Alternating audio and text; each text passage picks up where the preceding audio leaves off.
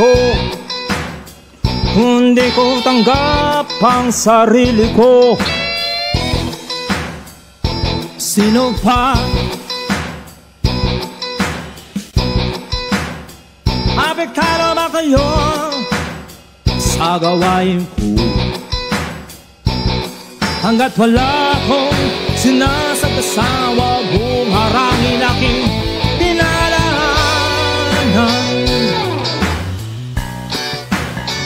Huwag sisigaw ng todo ang kasama sayaw.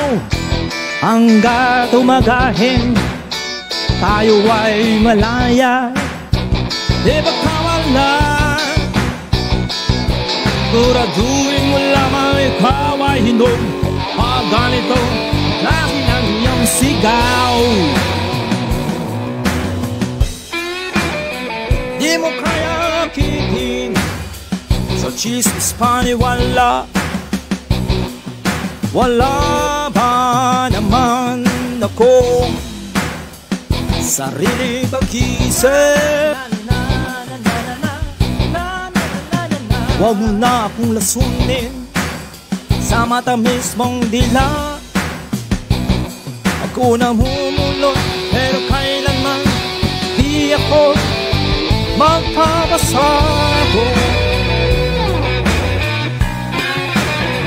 Huwag sisigaw ng todo ang kasama saya.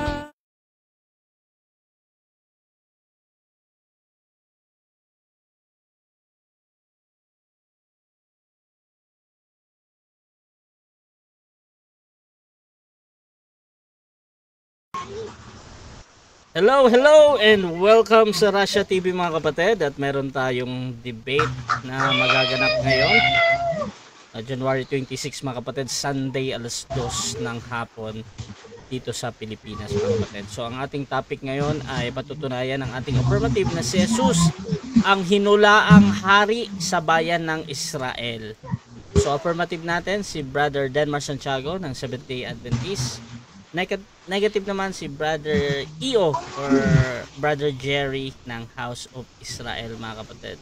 So sa ating rules mga kapatid at setup ng debate, meron tayong standard pa rin to, 10 minutes presentation, 7 minutes sa pagtatanong, 10 minutes sa rebuttal, 7 minutes sa cross, at meron tayong 5 minutes na final conclusion.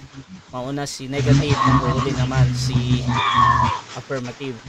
Sa ating rules mga kapatid, rule number 1, lahat ng sagot ay kailangan sagutin ng 20 seconds.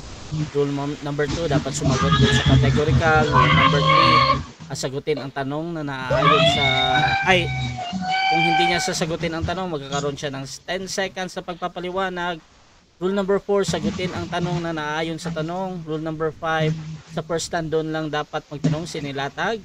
Rule number 6, ang debater na katanggap ng warning sa akin, syempre may disiplina yan. Rule number 7, bawat senaryo na objection isang beses lamang maaari magpaliwanag. Rule number 8, hindi po pinapahintulutan ang mga attacking personal at physical mga kapatid.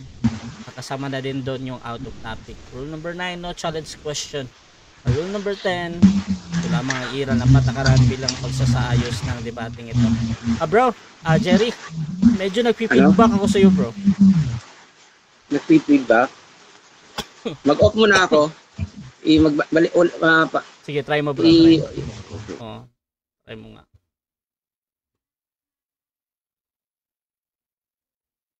Okay mga kapatid, medyo maingay no. Dito tayo mga kapatid sa ating mic test. Ayan, wala na. Meron lang parang umuulan ba dyan? Umulan talaga dito. So mga kapatid, bago natin simulan ng ating debate, syempre gusto ko muna silang magpakilala. Unahin natin ang ating affirmative. Pakilala ka kapatid. Ayan, okay. Magandang hapon po sa ating lahat mga kapatid. Ang pong maliit na lingkod, Brother Denmar Santiago, isang ordinaryo sa ng Seventh-day Adventist at isang baguhang apologista ng aming iglesia. No? So ngayong hapong ito ay patutunayan natin na si Jesus na Kristo ng bagong tipan na ating Panginoon Tagapagligtas ay ang hinuhulaang hari ng bayang Israel. Yan. So, mga kapatid, panoorin po ninyo ating itatanghal ang ating Panginoon bilang isang maluwalhating hari. Ika nga, sabi nga mga kapatid, Ave Christus Rex. Mga kapatid. So, God bless you, mga kapatid.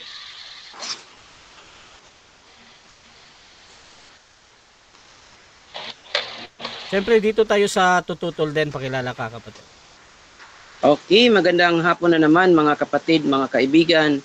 Ito na naman yung kaibigan at kakampi sa katotohanan na nasa panig ng Israel, si kapatid na Brother Gary o Aki Gary na nagsasabi, Shalom mga kapatid.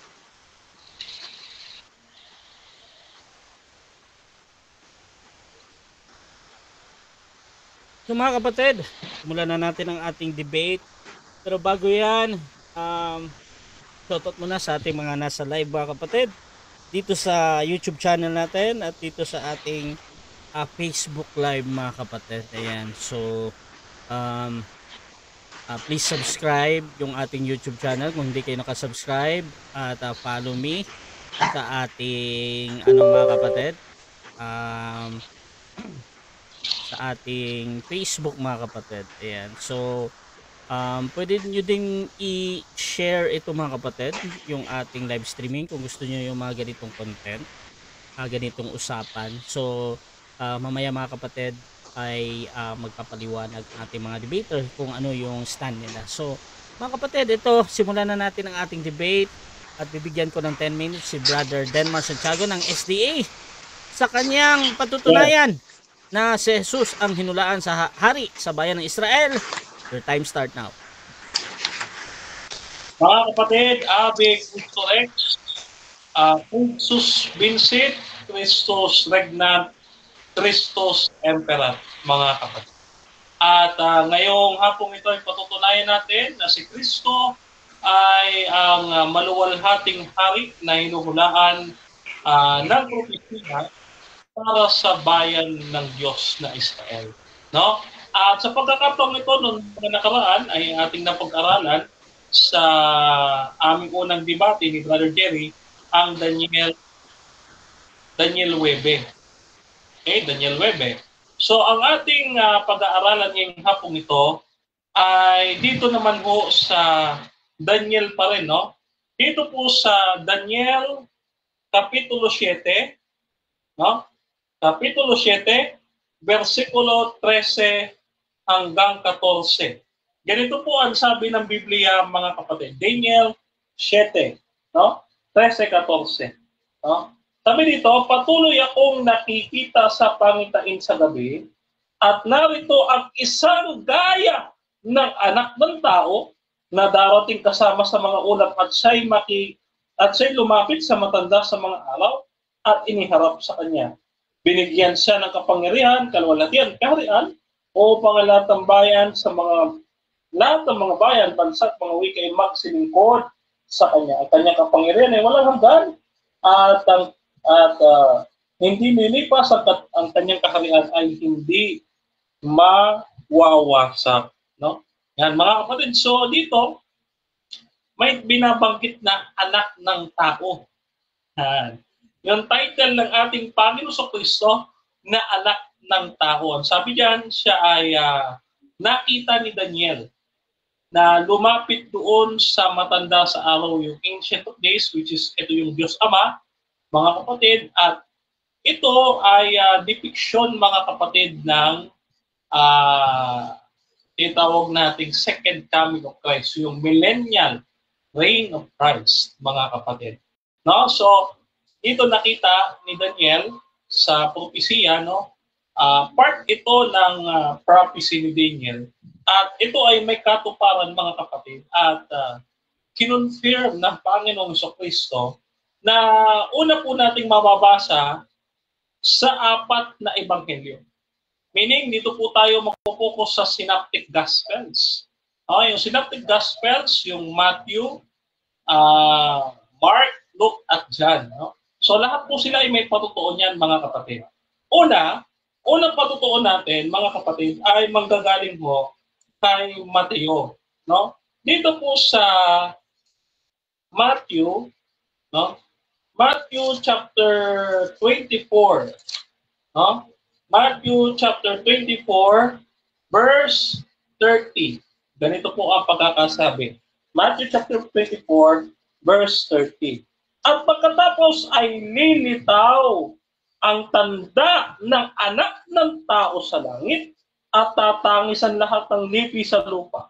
At makikita nila ang anak ng tao na darating sa mga laapap na galing sa langit na may kapangyarihan at may dakilang kaluwalhatian. Ito mga kapatid, no? So dito, yung anak ng tao ay darating mula sa alapaap. Ay hindi naman po pwedeng si David yan. Dahil si David ay type, tipo, at si Jesus ay ang larawan. Kasi dito, mga kapatid, no? Baka kasi basahin ng ating prerequisite noon na ang kaharian ni David sa ikalawang Samuel, kung hindi ako nagkakamali sa talatang Kabanata 9, no? Yung kanyang kaharian ay mapapatuloy. Subalit alam natin si Jesus ay galing sa linya ni David sa Matthew chapter 1 verse 1, no? At ito po ay pinatutuhanan ni Jesus sa Revelation chapter 22 verse 16, no? So ito, mga kapatid, si Jesus po ay darating mula sa kalangitan. Yan. Si Jesus po ay darating sa kalangitan. At ito pa ay pinatutunayan sa atin ng ebanghelista naman na si Lucas, no? Dito po sa Luke chapter 21 verse 27. Ganito po ang ating mababasa sa Luke chapter 21 verse 27. Okay, bubuklatin ko lang ito mga kapatid. 21 verse 27. Ganito sabi. Okay. Sabi dito 21 27. Okay. Sabi dito, sapagkat alin, no? Ayan, 21. Wait lang ha, parang nasa 22 na ako. Okay. Ayun, tama, 21, 27. Ayan. Sabi natin ha, pagkatapos ay makikita nila ang anak ng tao na dumarating na nasa isang ulap na may kapangyarihan at dakilang kaluwalhatian. Kapag nagsimula na mangyari ang mga bagay ito, tumingala kayo, itaasan niyo ang inyong mga ulo sapagkat malapit na ang katubusan ninyo. Ayan, alam naman natin na ang tagapagligtas ay ang ating Panginoong Jesucristo. Nasa kanya ang katubusan. Kaya nga po ang sabi ng ating doksolohiya, no? Sa pamamagitan ni Kristo sa kanya at sa pamamagitan ni Kristo sa kanya at in Him and through Him and with Him, kasama niya, mga kapatid, ang ating katubusan ay na kay Kristo. Sa Acts chapter 4 verse 12. No? Ngayon naman, pinatutuhanan din ito ni Marcos. No? Dito po sa talata ng Marcos, basahin natin, no? Itong talata din ito.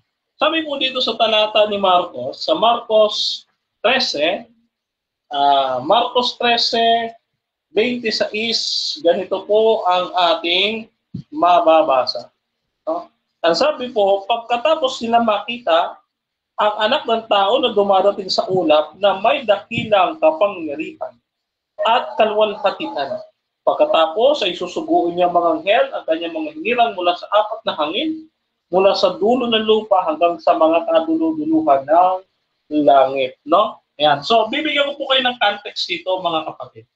Ang bakit po dito, tinatanong ng mga alagad sa ating Panginoong Kristo, kung ano ang tanda ng kanyang muling pagparito. Nakasulat po yun sa Matthew chapter 24 verse 3. Sa madaling salita, ang sagot na ibinigay ng ating Panginoong Kristo na yung anak ng tao ay makikita nila sa mga ulap na may dakilang kapangyarihan kaluwalhatian ay si Jesus nga po mismo. Yan po ay kinonfirm ni Jesus bilang sagot niya sa mga alagad na nagtatanong sa kanya. Ano po? At ito rin ay inireport No? Inireport naman ito ni Apostle John. No? Dito po sa John, basahin natin. Sa sulat ni Juan, sa Juan 18:33 at 36. Ganito po sabi. No? Okay, thank you, moderator. No? Juan 18:33 hanggang 36. Ganito po ang pagkakabanggit, mga kapatid. No? Ito. Sabi dito, si Pilato ay muling pumasok sa palasyo ng gobernador at tinawag si Jesus at sinabi sa kanya, "Ikaw ba ang hari ng mga Hudyo?" Yan. No? Sumagot si Jesus, "Ang kaharian ko ay hindi mula sa sanlibutan ito, kundi ang kaharian ko ay mula sa sanlibutan ito. Ang aking tauhan ay makikipaglaban sana upang ako'y huwag maibigay sa mga Hudyo. Ngunit, ang aking kaharian ay hindi mula rito." Sinabi sa kanya ni Pilato, "Kung gayon, ikaw ay hari." Sumagot si Jesus, "Ikaw ang nagsasabing ako ay hari. Ako'y pinanganak dahil dito at dahil dito'y pumarito ako sa sanlibutan upang magpatotoo sa katotohanan at ang bawat isang panig ng katotohanan ay nakikinig sa aking tinig." Yan po ang sabi ni Jesus. Kaya nga po sa kanyang panalangin, no, alam naman po natin ano nangyari sa panalangin ni Jesus, no? Babanggitin pa po ba natin yung Ama namin na nasa langit ka, hindi po yung Ama namin na nasa pader ka, sambahin nawa rebulto mo. Hindi ganun, ha? Ama namin na nasa langit ka, sambahin nawa ang pangalan mo. No? Mapasa amin ang kaharian mo dito sa lupa para lang sa langit. Sa madaling salita, si Jesus nga. Kaya nga sabi, ito ha, patutunayan natin na ang kaharian ng Diyos ay dumating sa pagdating ni Jesus. Ayon po dito, mga kapatid, sa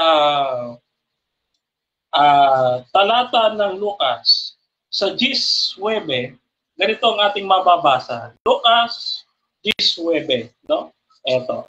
Ano ang sabi ni Juan patungkol sa kaharian ng Diyos? No? Kaya, thy kingdom come, thy will be done on earth as it is in heaven. No? Ay, nako, sayang. Okay, so dyan nagtatapos mga kapatid ang unang pahayag ng ating affirmative. Dako tayo sa unang pagtatanong ng ating negative. Brother Jerry ng House of Israel, your time start now, bro. So, magandang hapon sa iyo, kapatid na Linmar, no? So, ngayon ang una kong tanong, ang topic ba natin ay patungkol sa hula o hindi? Yes, patungkol sa hula. Kaya nga po binanggit ko ang propesiya ni Daniel sa Daniel 7:13 hanggang 14. Yan po ay prophecy book according sa literary criticism and historical background. Next question. Okay.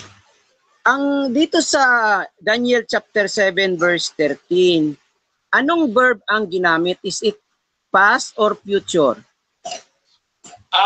Both po. Oo, both po kasi may mga ilang translations na mayroong present, mayroong future, may past po. Di ko po sa translation na gamit yan. So, kanina, anong gamit mo? Past or future? Ang gamit ko po dito ay ang dating Biblia na ang tinutukoy ay present participle. Ibig sabihin, nagpapatuloy po siya. So, present participle. So, ngayon, ayon sa hula, kapatid, may mabasa ka ba na liban, kasi binanggit mo kanina yung Samuel na kung saan may ipinangako ang Diyos kay King David. So, liban sa kay King David, ayon sa nabasa sa hula, mayroon ka pa bang mabasang iba na may sinabi na his throne will be everlasting? Mayroon o wala? Yes, actually may hula. Si Zacarias, no? na may isang papasok na maluwalhating hari po sa Zacarias Webe, which is tinupad ang pag-Kristo sa Mateo 21:4 5 at John chapter 12 no, sa pagpasok niya sa okay? So ulitin ko ang tanong. Liban kay David, kapatid. Alam mo naman yung saan ako papanig, no?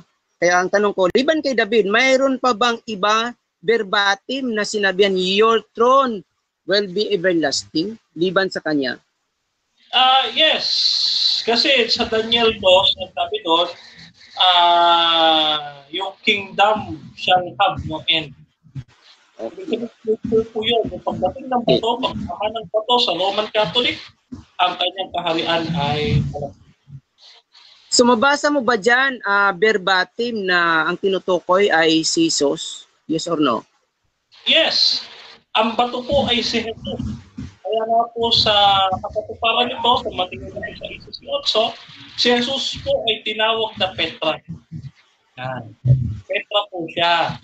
No? Si Peter ay Petros. Okay. Liban sa kay Jesus, mayroon na bang tinawag na ibang bato? Kasi yun yung sinabi mo, Jesus ang tinawag na bato. Liban kay Jesus, mayroon pa bang ibang bato? Yes or no? Yes, meron. Mga believers, they are the living stones. Okay. And so si Peter, Petro. Pero ang tinatawag na malaking bato ng pananampalataya ay si Jesus, si Petro. Okay. So, next question. Okay. Dito sa ginamit mo na Mateo, ito ba'y katuparan ng hula doon sa Daniel chapter 7? Katuparan ba ito ng hula? Yes, opo. Hindi lang po yan. Okay. Mateo 4, 30, no, yung Mark chapter 30, verse 26, yung chapter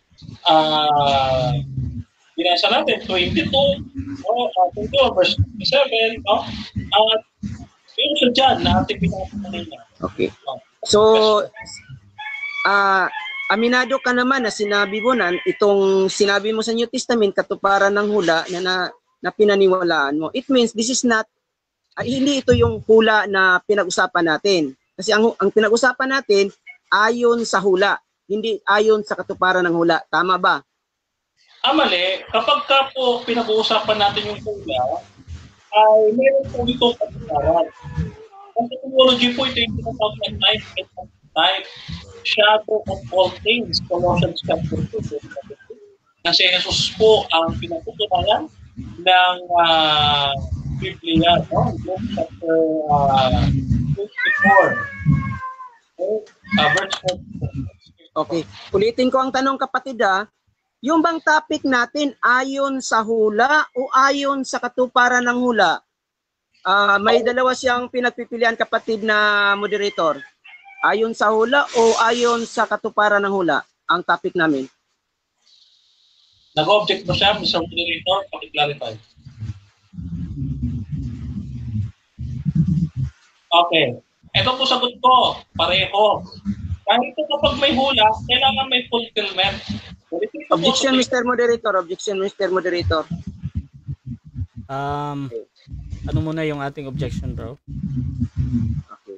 Ayon kasi sa aming, klaro naman yun, nasa thumbnail na ang pinag-usapan namin, patutunayan niya na ang nakahula, ayon sa hula, na magiging leader ng bayan ng Israel, si Jesus. Okay. So ayon sa hula. So ang tinanong ko sa kanya, yung bang pinag-usapan natin ayon sa hula o ayon sa katuparan ng hula? Dalawa yung pinagpipilian ko, walang pareho doon. Okay, Brother Denmar, meron ka bang counter objection? Opo, counter. Opo, gagamitin ko po yung aking 10 seconds na pagsagot, Mr. Moderator. Okay, so ito yung decision, bro. Actually, bro, Jerry, tinatanggap ko kasi yan na valid answer yung both ba na sagot. Ibig sabihin yung dalawa yung pinipili niya doon. At doon naman sa counter ni Brother Denmar, pwede mong gamitin yung 10 seconds mo dun, bro. At ganito muna, medyo maingay yung sa kay Jerry. Ulan kasi. Hindi bro, malakas na hindi ulan lang po. yung ano bro. Tanggalin mo muna yung audio mo bro, tapos ibalik mo ba? Okay. Sige, try natin. Hello, Wait lang Mike. ha. Wait lang. But, Medyo maingay talaga eh. mas, Ganun lang ako ng ano. mas ano pa yan bro, mas hindi maingay. Pag ganyan. Hello, mic test. Hello, mic test. Hello. Hello, mic test. Yan, hindi na nagpi-feedback bro. Hello, mic test. Yan, okay na yan bro, Jerry. Okay na yan. Hindi naman nadidinig ang ulan, yung ano lang, yung feedback ng boses. Nakukuha kasi dito. Medyo maingay. By the way mga kapatid, naka-live tayo ngayon sa Facebook, sa YouTube at sa TikTok din mga kapatid. Tinatry natin mag-live din sa TikTok. Shoutout pala dyan sa lahat ng nanood sa TikTok. Meron tayong 36 live viewers ngayon sa TikTok mga kapatid. At meron tayong halos 20 live viewers sa Facebook at halos 10 sa YouTube channel. So mga kapatid, sa mga bagong pasok dyan sa ating live, ang topic ngayon ay patutunayan ng ating affirmative na si Jesus ang hinulaang hari sa bayan ng Israel. Affirmative natin yung ating kapatid na si Brother Denmar Santiago, isang magaling na debatista ng Seventh-day Adventist. At dito din yung ating negative si Brother Jerry ng House of Israel mga kapatid. At siya yung nangunguna dyan sa kanila. Si Mano ba? Bro, okay na yan Hello? bro. Okay na yan bro. Hindi ko na nadidinig yung ingay bro. Brother Jerry, okay ka na bro? Dito tayo kay brother. Uy, umalis siya. Okay na yun eh. Ayan ta. Okay mga kapatid, again shoutout sa lahat ng halos 50 live viewers ngayon sa ating TikTok. Maraming salamat sa panonood. Meron tayong debate again. This is between Denmar Santiago ng Seventh-day Adventist laban kay Brother Jerry ng Judaism mga kapatid. You can comment your opinion mga kapatid sa ating baba, sa ating screen. At babasahin natin pagkatapos nitong tanungan na ito. So, meron na lang 55 seconds. Brother Jerry, okay na yan bro ha? Hindi ko na nadidinig. Okay. Medyo hindi lang ako magamit ng ano. Medyo ano eh. Ayan. So, okay naman sa'yo. Ayan. Mas maganda yan bro. Kasi walang ingay. Ganito na lang. Okay. Bro, Lapit na lang. sige. Balikan ko, Brother Denmar. At tinatanggap ko yung vote mo ha. Proceed ka. Sagot. Ito po sagot ko, bot. Dahil po ang hula, dapat may katuparan ayon po yun sa theology. Type and anti-type po ang tawag diyan. Next question. Next question. So, gaano ka ka-sure na yung hula na binasa mo doon sa Daniel o nakita ni Propeta Daniel ay si Jesus yun? Kasi mayroon ka bang witnesses na makapagsabi liban kang Jesus? Mayroon, wala. Meron po. At yung sagot ko sa una ninyong tanong kung gaano ka sure, sure na sure po. Next question. Next question. So, sino yung magiging witness mo, kapatid, liban kang Jesus? Nagpatunay na siya yung nasa Daniel chapter 7 verse 13. Kasi dapat patunayan ng 2 o 3 para magiging totoo yung sinasabi. Time. 7 minutes time. Ayan. So mga kapatid, dyan nagtatapos ang unang pahayag at first cross no ng ating negative sa affirmative. Shoutout muna mga kapatid sa ating nasa live dyan. Meron tayong 57 total viewers, 61 ng ating Russia TV sa TikTok. Shoutout din kay Aldrin Calosa, kay Edwin Nahig, sabi ni Droll, Unterab Soko, shoutout bro. Yan, shoutout din kay Jorinanta. Sabi niya, may isasako na naman si Bro Denmar. Shoutout din kay Aldrin Calosa. Good afternoon po sa lahat. Puerto Dong, sabi niya, debate na naman itong parehong naghuhudyo-hudyuhan. Shoutout din kay Camilo Nihil ng Bahay Faith. Paano mapatutunayan kung mismong si Jesus wala namang sinabi hari siya ng Israel? At si Edwin Nahig, shoutout sa iyo, bro. Dito din kay Sabak Kanaraw. So mga kapatid, tuloy-tuloy lang tayo dito. At Brother Jerry ng House of Israel, your time start now, bro. Yes, mga kapatid. Wait lang. Okay. Yes, mga kapatid. Yung pinag-usapan natin ngayon ay patutunayan ni kapatid na Dinmar na si Jesus ang hinuhulaan na hari ng Israel.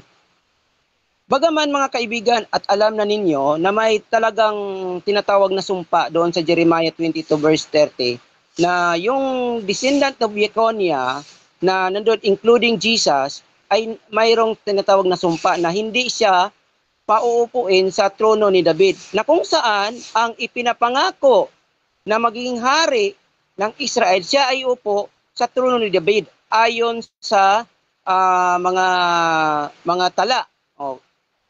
At isa lang yung nagtanong ako kanina ni kapatid na Dinmar, mayroon pa bang iba liban kay Jesus o kay David? Kasi sa nalalaman ko, isa lang ang may pangako mula mismo sa Panginoon sa pamagitan ng ating dakilang propeta ni Sinatan na sinabi na ito kay David. Ito si mismo kay David 2 Samuel chapter 7 verse 16. Sabi dito, "Your house and your kingdom will be made sure forever, your throne will be established forever." At ito'y magkapareho talaga mga kapatid. Sa mabasa natin sa Daniel, yung ginamit ni kapatid na Dinmar kanya, Daniel chapter 7 verse 14.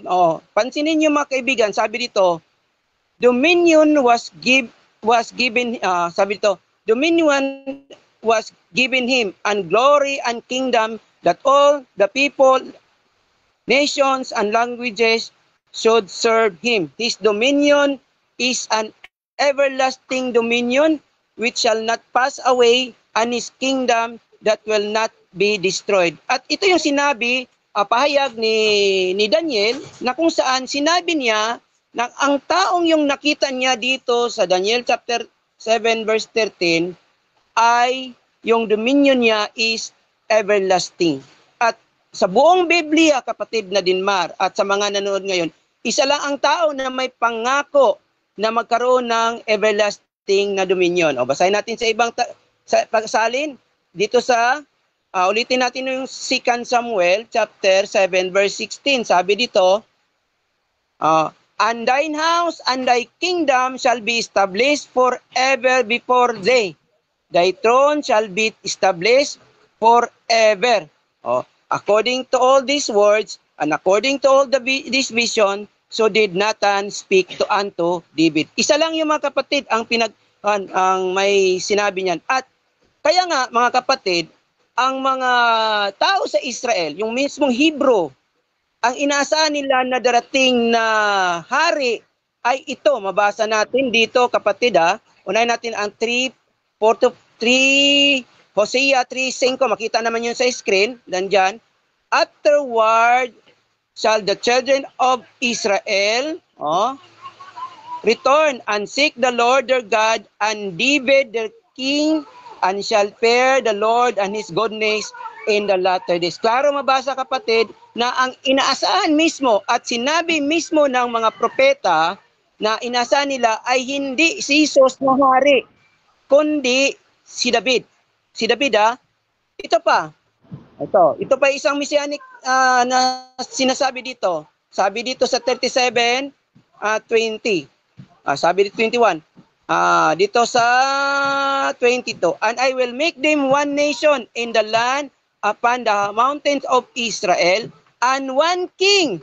Take note, one king, hindi maraming king "One king shall be king to them, and they shall be no more two nations.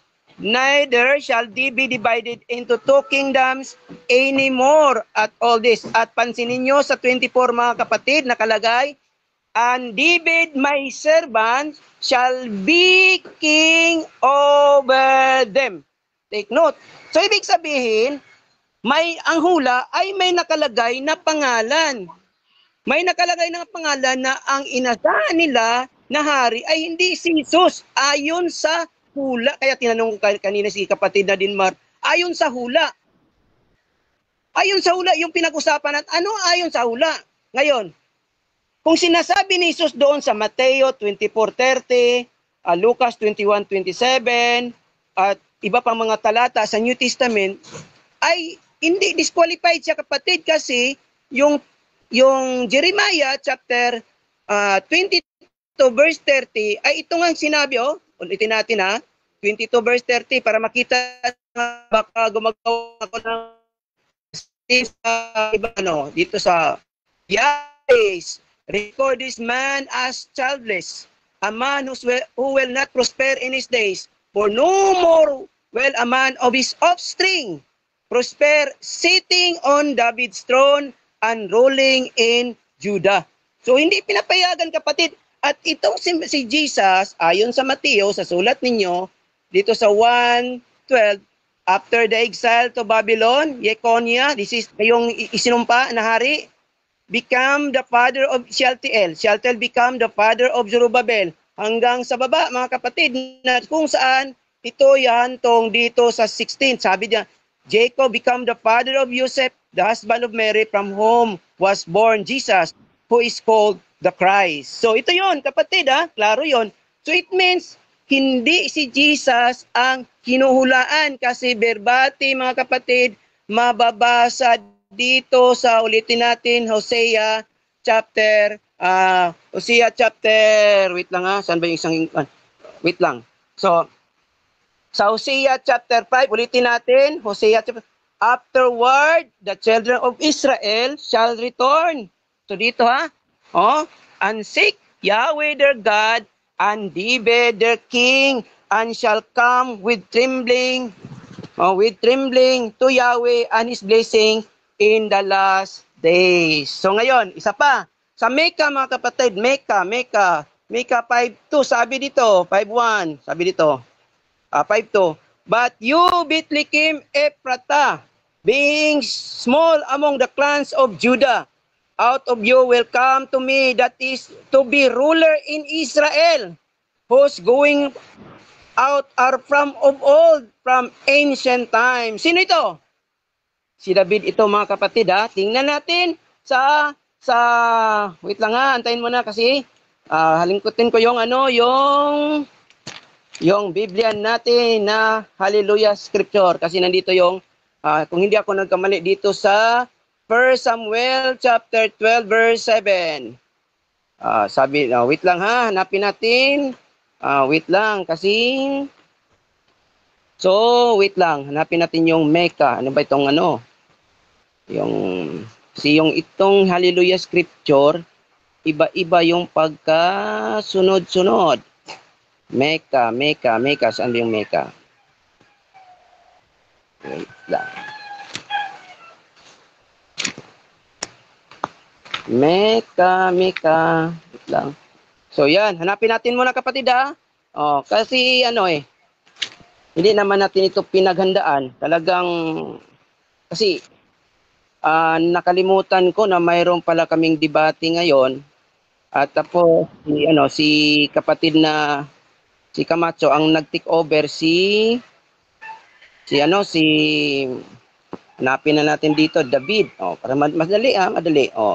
Actual itong naghahanap tayo David. Nasa 1 Samuel. Ito yung mabasa natin.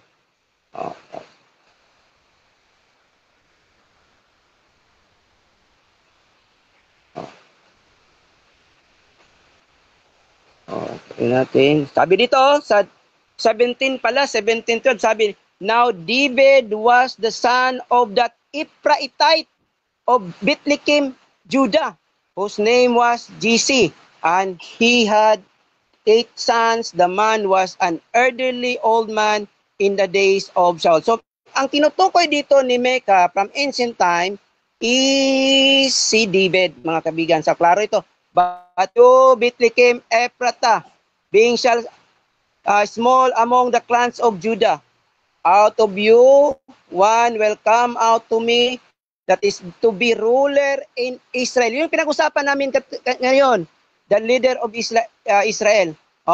whose goings are from of old, from ancient times. Kailan yun? Yung binasa natin sa chapter,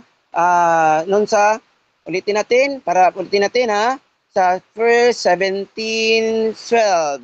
Now, sabi dito, now David was the son of Ephrathite of Bethlehem. Ephrath's name was Jesse. So ito yung, si David talaga yung pinag-usapan dito na magiging leader. Yan ha.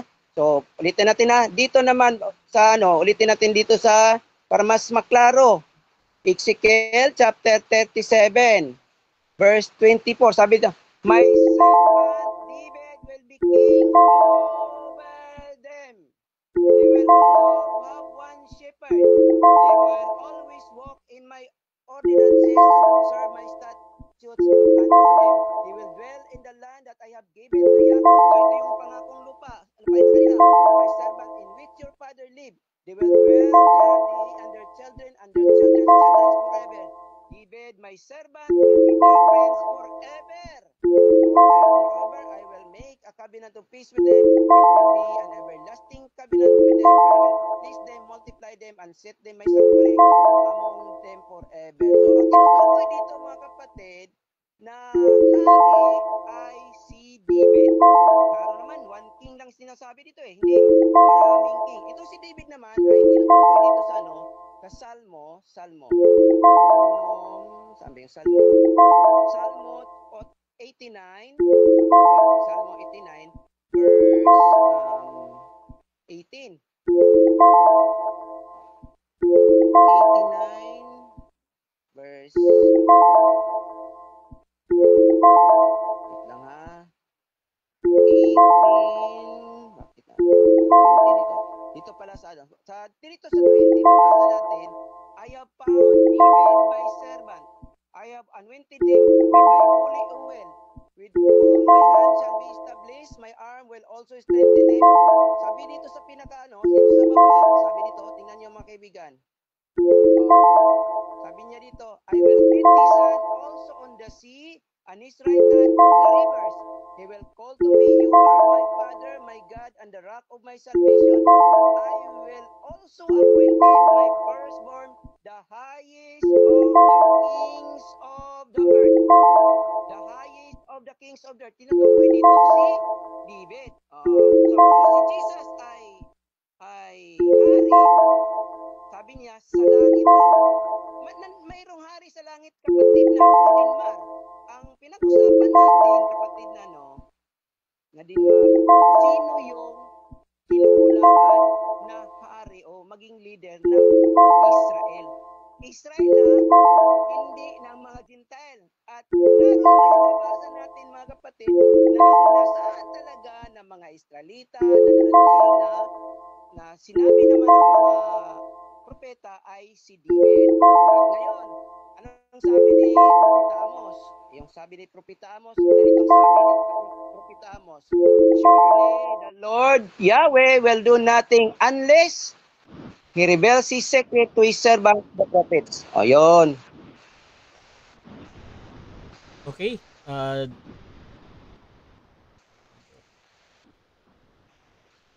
Okay, dako tayo mga kapatid sa ating first cross ng affirmative sa negative. Brother Denmar, 7 minutes bro.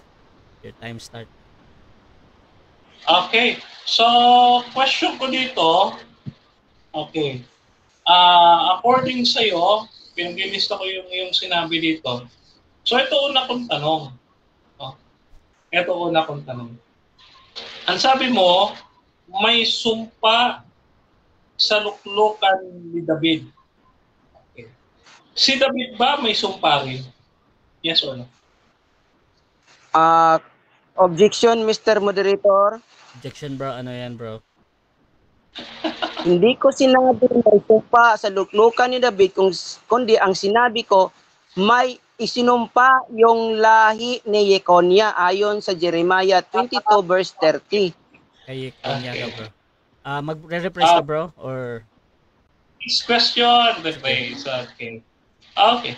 So yung sinasabi mo dito sa Jeremiah about sa luklukan ni David, so ito pala ay patungkol sa kaparusahan kay Conias. na yung binabanggit kanina? Yes or no? Yes, kaparusahan niya ni Konya at sa kanyang descendant na kung saan na belong si Jesus, kapatid na Dinmar. Okay. So, next question po. Pakibasa nga sa Biblia na si Jesus ay galing sa lahi ni Conias. O, klaro naman yun dito, kapatid, na sa Mateo 1:12 nakalagay, after the exile to Babylon, Yekonya, which is become the father of Saltiel, the Saltiel become the father, hanggang pababa, kaibigan, ito'y genealogy na kung saan sinabi dito, Jacob become the father of Joseph, the husband of Mary, from whom was Jesus, who is called the Christ. Yon, klaro yon. At alam natin sa Matthew 1:1, Next Matthew question. 1:1, na he is a descendant Next of question, next David. question. Question. Sa madaling salita, wala kang mababasa dyan. Letra por letra at verbatim mababasa na kasulat na si Jesus ay galing talaga direkta kay Konya. Yes or no? Mayroon mabasa, kapatid. Klaro naman yung sagot ko eh. Si Jesus ay descendant of David na kung saan ay isa doon sa pinakagitna ay si Yekonya na lolo ni Jesus. O, yung may sumpa sa Jeremiah 22 verse 30. Klaro naman yun, kapatid. Uulitin ko yung tanong. Saang talata mababasa na si Jesus ay galing sa lahi ni Konya? Saang Okay. talata? Mababasa. Okay.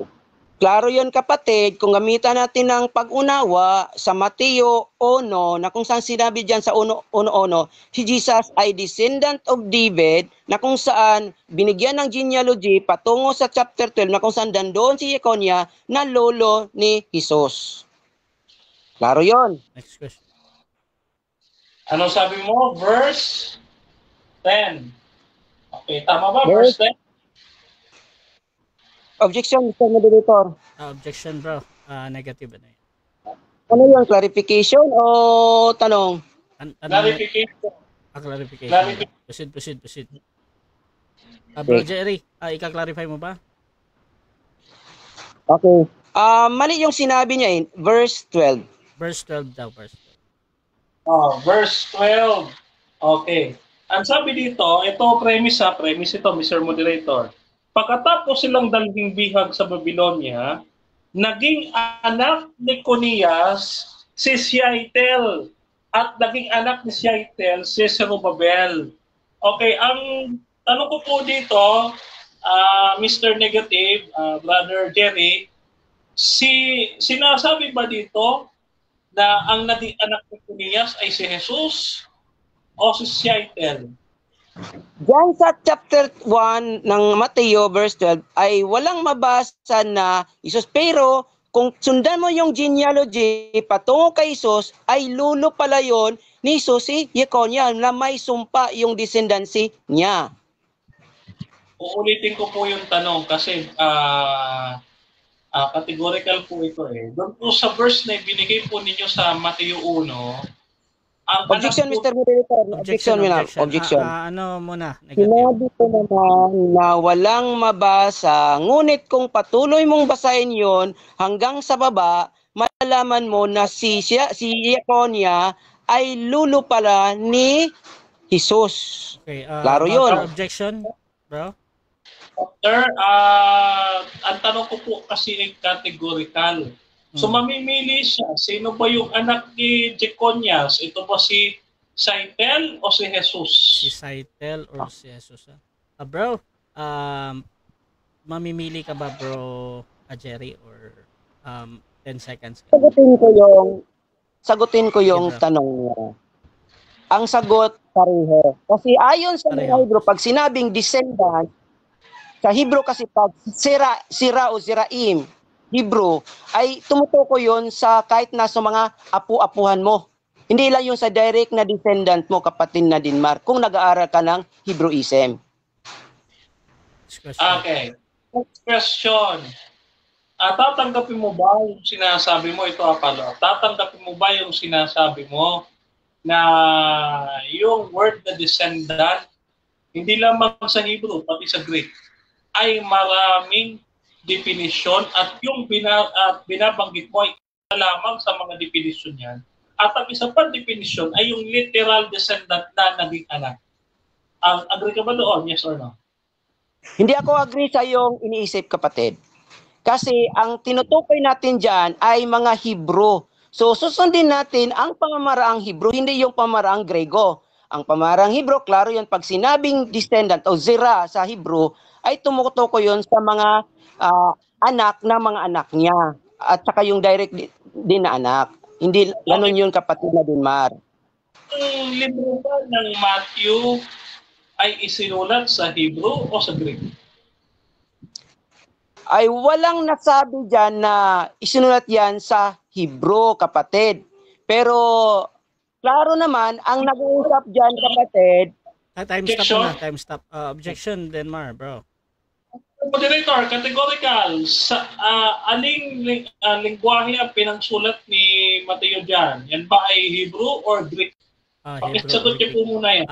Yan yung pagpipili, ano? Bro, Jerry, mamimili ka ba or magka-counter object ka muna? Mamimili. Sige bro, anong pinipili mo muna? Ayon kay Josephus Flavius, kapatid na Dinmar, ang Mateo ay nakasulat sa Chaldean Hebrew. Ayon kay Josephus Flavius. Okay, next question. Okay.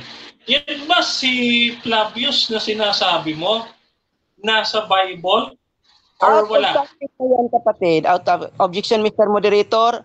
Ang tinutukoy na ako na rules ay number 5. Kagaya ni Kamato na kung saan yung inilatag hindi ayon sa sagot ang itatanong. Next question yan. Okay. Next question. Okay, next question ha. Time. 7 minutes time. Okay, so dyan nagtatapos mga kapatid ang first stage ng ating debate. At shoutout muna sa ating nasa live kay Abdul Rahman EJ. Definition ay nakatungol sa isang controversial na salita na isa lang. Gumagawa lang kayo ng pinakakasuhan niyo, lalo na yan si Rasha Vista. Shoutout din kay mga kaibigan natin na Muslim to. Shoutout sa inyo ha. Abila Leonard. Hindi naman pwede yung old King David ang tinutukoy na ni Jerry Dakat. Sapagkat si David ay hindi naghari ng forever or everlasting or nag-establish man ang Israel forever. Dahil after David, ilang beses nasakop ang Israel ng kalaban nilang mga bansa. Shoutout din kay Aldrin Calosa, may maingay. Kanina to. Shoutout din kay Edwell Ortalesa. Ayan, Aldrin Calosa, sabi niya, next question kapatid, sa Mika 5.2, ang sabi ay, Bethlehem Ephrata, out of you will come out, which means the event will take place in the future. Alin ang mas nauna, kapanganakan ni David o kamanganakan ni Propeta Mika? Sabi naman ni Abila Leonard, dalabas palang muli si David at maghahari ayon sa Hoy, napakalaking sablay. At shoutout din kay Edwin Nahig at kay Camino ni Hill. Ayan. So dito din sa TikTok mga kapatid, sabi dito ni shoutout kay Kairos si Yashub, si Somewhere din, pansin ko yung tanong puro malayo. Sabi naman ni Lala, nakapalo siya, shoutout sa iyo. Sabi ni Lala, yes, Jesus is King of Kings. Ayan. So mga kapatid, tuloy-tuloy tayo dito. Rebuttal, Brother Denmar. Sa kanyang pinatutunayan na si Jesus ay hari. Your time start now, bro. Okay. Dito po mga kapatid sa ating presentation, kung nakikita po ninyo, no? Wait lang ha. Kinuha po natin yung word na descendant. Kasi hindi po daw siya agree eh. Ito yung word na descendant, ito po ang kanyang yan. Nakita ba? Word descendant ay Strong's 4690. No, when we say descendant, yan ay offspring or seed. No? O yan. So galing ito, including a remnant planting from the male sperm. Oh, kita mo? From the male sperm. Ano ba yun? Mga bata ha, huwag masyadong mag-isip ng kung ano. Pero yung sperm dyan, di ba, syempre, pagka kayo mag-aanak, kailangan papasok sperm dun sa ovary. Pagkapasok ko sperm dun sa ovary, sila yung mag-ignite at mag-iisang mag-iisang bata, ano? Ayan, ano? Diba? Tapos, ayan po mga kapatid, no? Sabi po natin, ang descendant ay seed. No? Ayan ay binhi. Ibig sabihin namuo na anak. No? So, wala po doon yung sinasabing apo sa tuhod. Wala ho ganun eh. Wala ho doon sa concordance, biblical concordance, yung sinasabi niya. Ano?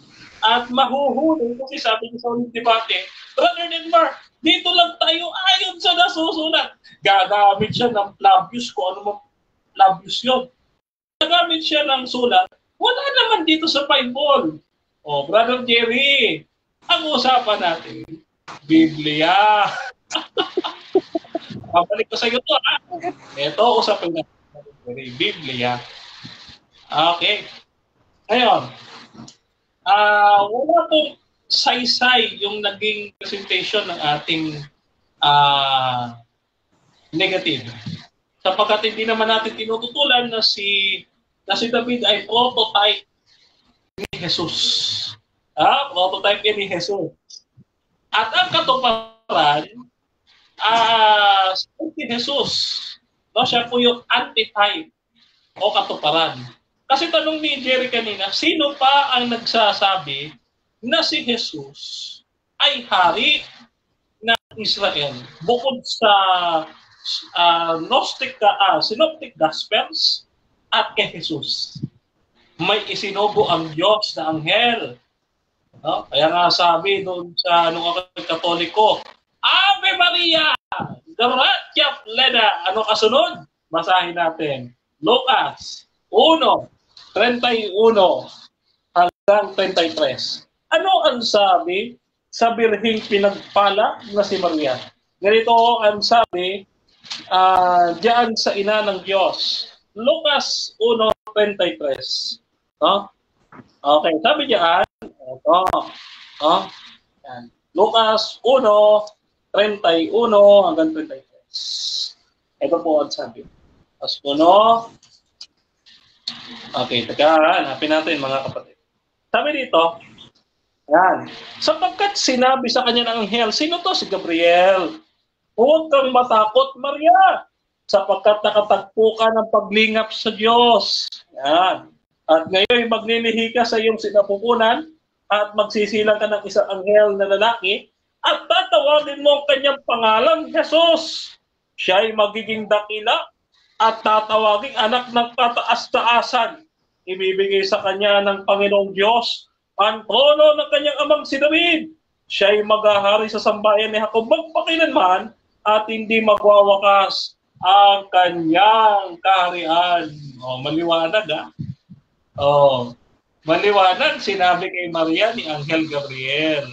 Ave Maria! Gratia plena! Sabi ni Gabriel, ano? Yeah. Ito yung tinatawag nating Fiat and Magnificat. Ano? Yung pagtugon ni Maria sa biyaya ng Diyos at yung pagkasing ng Santong Espiritu sa kanyang sinapupunan at pagdalaw ni Gabriel at ang pagtanggap ni Maria na siyang magdadala, no, doon sa anak ng Diyos na maghahari magpakailanman. Kaya po sabi dito sa Revelation chapter 12, Verse 5, ganito po ang sabi mga kapatid. Babasahin natin. Sabi dito, at siya'y manganganak ng isang batang lalaki at siyang magpupuno na may pamanong bakal sa lahat ng mga bansa. Ngunit ang kanyang anak ay inagaw at dinala sa Diyos at sa kanyang trono. Sa madaling salita, siya'y naupo sa kanan ng Diyos na makapangyarihan sa lahat. Siya'y ipinanganak ng isang babaeng birhen na pinagpalang ginawang ina ng Diyos, no? Na dinalaw ni Gabriel. Maliwanag at yung papangalanan ng santo ni Jesus. Kaya dito, no? Ito po ay katuparan ng hula kay hula mula doon sa binabasa ni Brother Jerry na binigay ko na 2 Samuel chapter 7. Okay? Ngayon, ang binabanggit niya sa Jeremiah, nahuli natin mga kapatid. Ang may sumpa pala dito ay si Jeconia. Babasahin po natin. No? Hindi pala yung trono. Si Jeconia pala ang may sumpa. Sabi dito, Jeremiah chapter 22. Babasahin lang natin. Kunti-kunti. Sabi dito, Jeremiah chapter 22. No? Ito sabi, ang pamagat, ang hatol ng Diyos kay Konyas. Habang ako'y buhay, sabi ng Panginoon, kahit pa si Jeconias na anak ni Jehoiakim, na hari ng Huda, ay magiging singsing na pantatak sa kanyang kanang kamay, gayon may bubunutin kita at ibibigay kita sa kamay na tumutog sa iyong buhay. Oo, sa kamay na iyong kinatatakutan, maging sa kamay ni Nebuchadnezzar na hari ng Babylonia at sa mga kamay ng Kaldeyo. Itatapong kita sa iyong ina na nagsilang sa iyo sa buong lupain na hindi kayo sinilangan at doon kayo mamamatay. Ngunit sa lupain na kinasasabihan nilang balikan, hindi na sila makababalik dito. Ito ba ang lalaking si Jeconia sa isang hamak na basag na palayo? O siya ba isang sisidlang hindi ka nais-nais? Bakit hindi siya at ang kanyang mga anak ay itinatapon at inihahagi sa lupain hindi nila kilala? O lupa, pakinggan mo ang salita ng Panginoon. Ganito sabi ng Panginoon, isulat niyo ang lalaking ito, walang anak, ngunit isang lalaki na hindi magtatagumpay sa kanyang mga araw, sapagkat walang anuman sa kanyang mga supling ang magtatagumpay, naluluklok sa trono ni David at maghahari pang muli sa Huda. No? Historical context. Ang sabi dito, sa background mga kapatid, ang bayang Israel ay hindi na maghahari. Bakit? Ibibigay sila sa kamay ni Hari Nebuchadnezzar. Sasakupin sila ng Babylonia. Diba? Sasakupin sila ng Babylonia. Kaya nga po hindi na sila maghahari Kasi sunod-sunod po Babylonia, Medo-Persia, Grecia, Roman Catholic. Roman Empire. Sorry naman. Roman Empire. Yan, tapos, mga kapatid, no? At alam niyo naman, yung nangyaring kasunod, no? Hindi na nga po talaga sila naghahari. Hanggang ngayon, walang naghahari sa Israel. Bakit? Hindi pa nila tinatanggap si Jesus. Pero kapag dumating na si Jesus, darating na siya bilang anak ng tao galing sa alapaap. Wala naman po mababasa si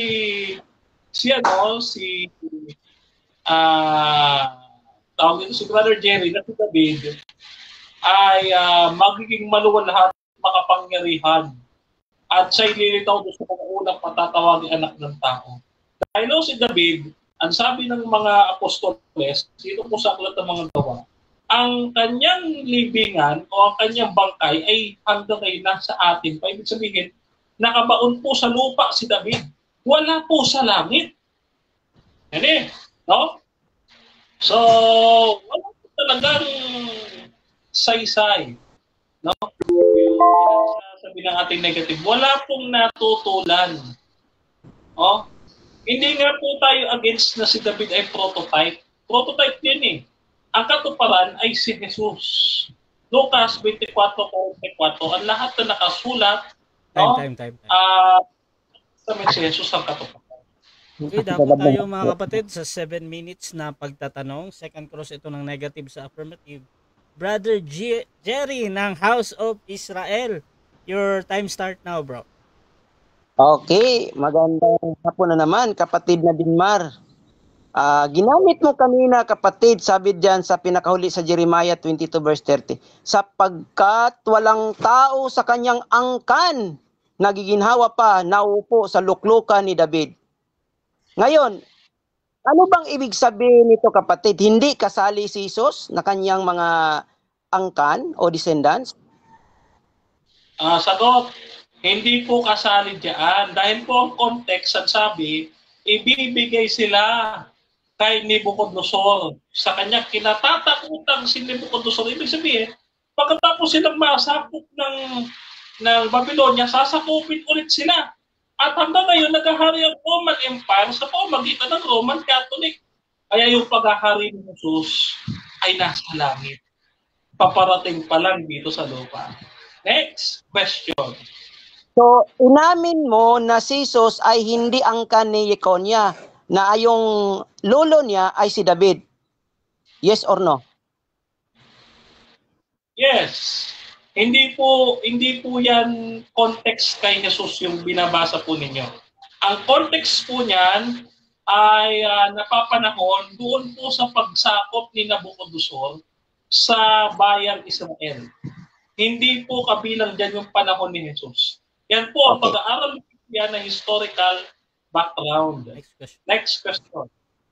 Okay. Kasi ang topic natin, ibalik ko yung litra po litra sa Biblia, ayon sa biblical Hebrew text. Anong nakalagay doon? Kung isalin natin iyon, prototype of David o nakalagay lamang David? Mr. Moderator, objection ako. Objection mo na. Anong objection, bro? Objection ko, Mr. Moderator. Medyo malayo na siya sa topic. No? At yung tanong niya ay ambiguous kasi hindi niya tinutukoy kung alin yung prototype or whatsoever na ano ba yung word or na sinasabi niya. Ang objection dito yung out of topic plus yung tanong ay medyo hindi daw clear. Dito tayo, bro. Meron ka bang counter objection dun, bro? Siyempre. Lahat sa ayon sa ating sa second portion nating debate, lahat na sinasabi ng ating katunggali ay dapat nating tanungin. So, kaya tinanong natin, sabi niya, wala naman siyang binanggit na bersikulo ng Biblia. Kaya doon ko siya tinanong sa kanyang sinabing walang bersikulo sa Biblia na sinabi niya, David is the prototype of Jesus. Okay, so bro, before ako mag-decide sa out of topic, gusto ko lang question ulit sa iyo kung yung tanong mo ay anong kinalaman dito sa topic na si Jesus ang hinuhula ang hari. May kinalaman yun, kapatid na Rasya, kasi sabi niya si David ay prototype ni Jesus. Okay. Klaro yun, binugtong niya. Prototype ni Jesus. Kaya tinanong ko siya, ayon sa Hebrew, kung isalin natin ito sa English, anong nakasulat? May prototype ba o David lang nakalagay? Yun yung tanong ko sa kanya. Okay, at tinatanggap ko yan as a valid question. So, ganito, Brother Denmark, kung hindi mo masagot ng direkta, bro, pwede kang magpaliwanag ng 10 seconds or talagang sasagutin mo na ano ba daw yung mababasa yung sa prototype or David. Okay, ito po sagot, 10 seconds. Proceed, okay. 10 seconds. Timely show. Contextual, no, behind the lines, and po ay prototype. Si David po ay prototype, si Jesus ay antitype. Ayon po yan sa theology. Okay. Ayon sa pamaraan sa Biblia, kapatid na Dinmar, na kung saan sinabi ng Salmo ay proverbio na huwag dagdagan ni bawasan. Ngayon ang tanong, saan mabasa sa Biblia na si Jesus ay prototype of Jesus? Litra por litra para hindi tayo mapunta sa dagdag bawas. Okay. Saan mabasa? Unang-una, hindi natin dinadagdagan o binabawasan. Yan po ay nilalagay natin sa konteksto. Sa mababasa po, Binigay ko po kanina, no? Lucas 1:31 hanggang 33. Pinakamatibay po yan dahil yan ay sinabi ng anghel kay Maria na pinagpalang birhen. Next question. Ayan. Dito tayo sa sumpa, kapatid. Ito bang si Jesus ay yung angkan ba ito ni David? Yes, kaya nga siya tinatawag na son of David ni Gabriel. Ang sabi ni Gabriel, no, siya ay galing sa angkan ni David at siya ay maghahari magpakailanman. Oh, hindi pa uupuin ng Diyos ang kanyang anak doon sa may sumpang trono. Actually, merong trono ang Jesus sa Hebreo 1:8. Siya ay tunay na Diyos. No? Tinawag siya Diyos ng Ama doon at Panginoon. Next. Sang-ayon ka ba na angkan siya ni Yekonia? Kasi sinabi angkan mo ni David. So ang tanong ko ngayon, sang-ayon ka ba na angkan siya ni Yekonia ayon sa Mateo 1:12? No. No, dahil ang remnant or seed binhi ni Jekonia ayon sa salin ng Strong's Dictionary, no, ng Biblical Concordance ay si Shaitel. No? Biblical Concordance yan. Next question. So, kung hindi siya angkan ni Yekonia, ano ang dapat na ilagay doon para mag-link si David at saka si Jesus sa chapter 1:12? Yun pa rin po. Yung interpretation nyo lang ang babaguhin kasi mali. Next question. Okay. So, ito bang si Jesus nang dumating? Kasi ayon sa konteksto sa Biblia, kung darating ang tinatawag na leader, may tinatawag na ingathering. Sa panahon ba niya may ingathering, kapatid na yung national ingathering ng mga people of Israel? Yes, meron. Doon sa crucifixion.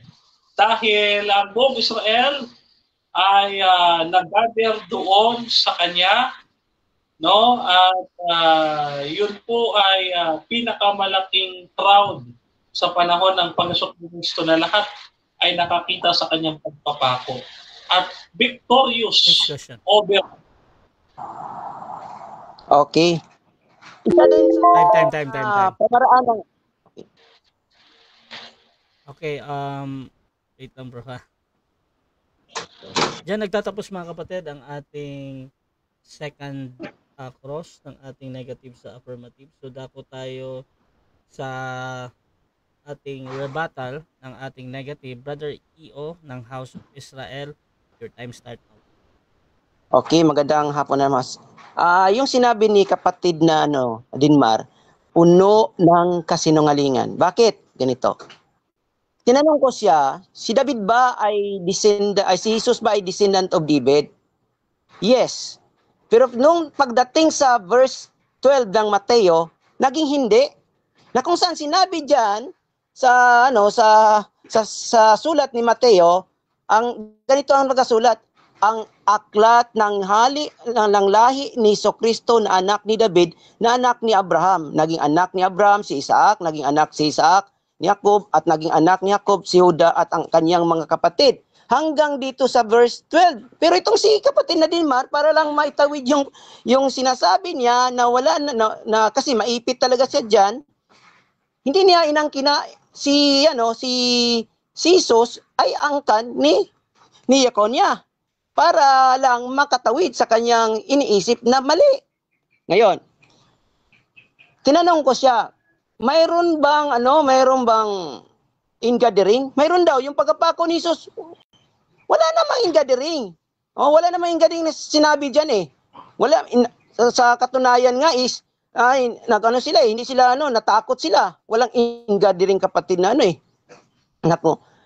Kung lulukuhin natin ating sarili, ganun yung pag-isip natin sa kay Dinmar, kapatid na Sabi ko kanina, may mabasa ba diyan ayon sa sa nakasulat prototype of David? Wala naman. Kasi ang nakalagay sa Hebrew is we eat David. Ibig sabihin ng eat is in objective nominative na tumutukoy kay David. Ngayon ang tanong sa mga patay na si David. Paano 'yon? Ayon sa Jeremiah 30 verse 8 to 9, siya ay babangunin. Basahin natin mga kapatid, basahin natin. Kasi hindi kayo nag-aaral kasi ng ayon sa Biblia ng Old Testament. Ang binaral nyo lang, yung New Testament palagi.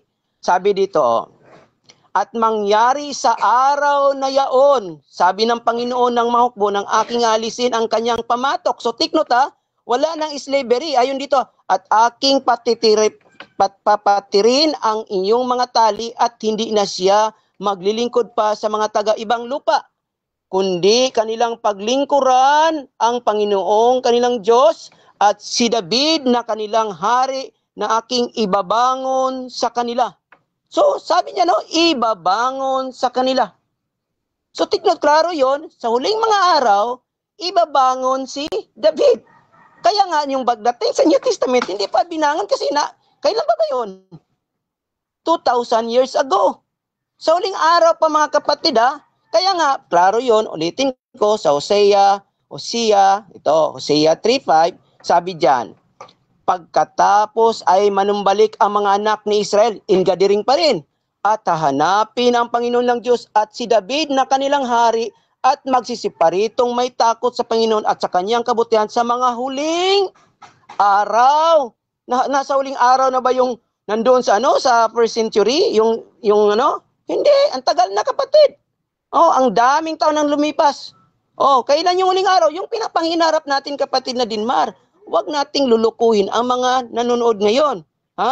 Ngayon, balikan natin yung sumpa kapatid. Sabi niya, yung bang sumpa, yung trono, hindi. Kaya ang sinumpa, si Yekonia at saka yung kanyang mga angkan, mabasa dito, ganito ang sabi ng Panginoon, isulat ninyo ang lalaking ito.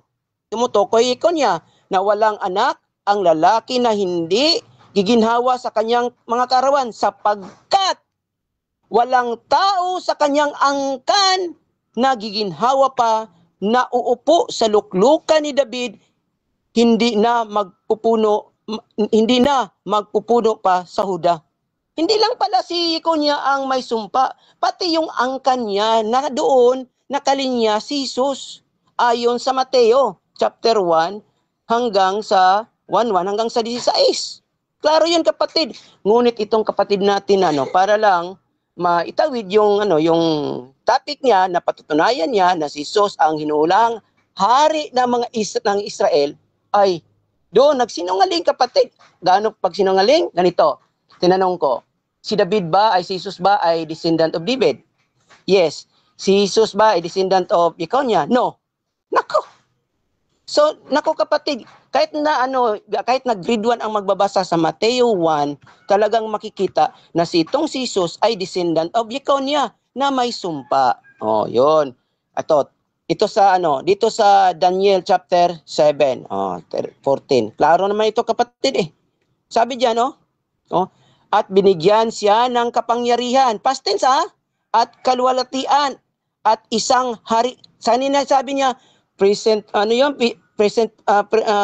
participle daw.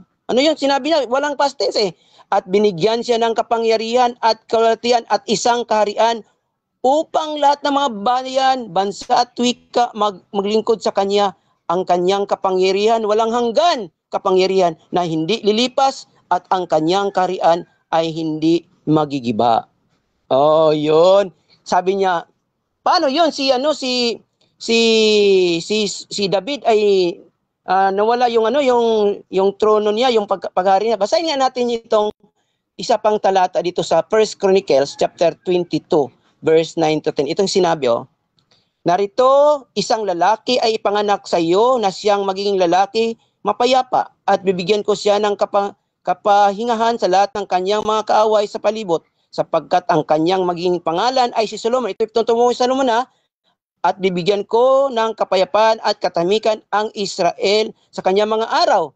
Kanyang ipagtatayo ng bayang aking pangalan at siya'y maging anak at ako'y maging kanyang ama at aking itatag ang kaluklukan ng kanyang kaharian sa Israel magpakailanman. Same din na sinasabi dito magpakailanman.